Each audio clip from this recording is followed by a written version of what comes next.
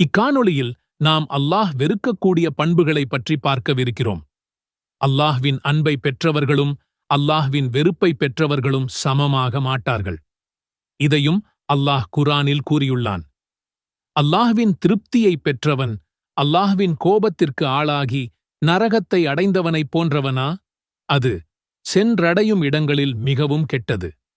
நபி ஸல்லல்லாஹு அலைஹி வஸல்லம் அவர்கள் அல்லாஹுடைய கோபத்தை விட்டும் பாதுகாப்பு தேடுபவர்களாக இருந்தார்கள். அல்லாஹ் எந்தெந்த செயல்களை விரும்ப மாட்டான் என்பதையும் அல்லாஹ் குர்ஆனில் விளக்கியுள்ளான். 1. வீண் விரயம் செய்பவர்கள். வலா துஸ்ரிஃபு இன்னஹு லா யுஹிப்புல் முஸ்ரிஃபீன்.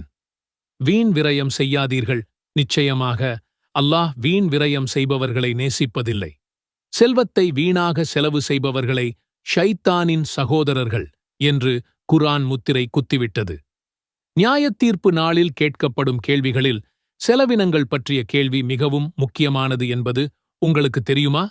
நபி ஸல்லல்லாஹு அலைஹி வஸல்லம் அவர்கள் கூறினார்கள், 4 விடயங்கள் குறித்து விசாரிக்கப்படும் வரை எந்த ஒரு அடியானும் மறுமை நாளில் தன்னிடத்தை விட்டு நகர முடியாது. அவற்றில் 1 அவனுடைய பணத்தைப் பற்றி விசாரிக்கப்படும். அதை எங்கிருந்து சம்பாதித்தான் என்றும் எவ்வழிகளில் செலவு செய்தான் என்பது பற்றியும் கேட்கப்படும்.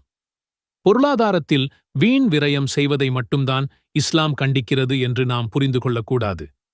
உணவில் வீண் விரயம் செய்தல், அதாவது தேவைக்கு அதிகமாக உண்ணுதல், மின்சாரம், எரிபொருட்கள் உபயோகங்களின் போது வீண் விரயம் செய்தல், விருந்தளித்தல், ஆடை அணிகலன்கள் போன்றவற்றில் வீண் விரயம் செய்தல், நேரத்தை வீணடித்தல், தேவைக்கு அதிகமாக தண்ணீரை விரயம் செய்தல், இப்படி அனைத்துமே வீண் விரயத்தில் அடங்கும்.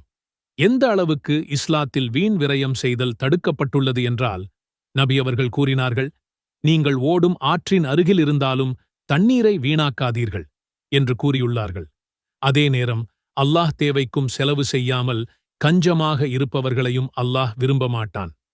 பொருளாதாரத்தை செலவழிப்பதில் நாம் நடுவு நிலைமையை பேண வேண்டும்.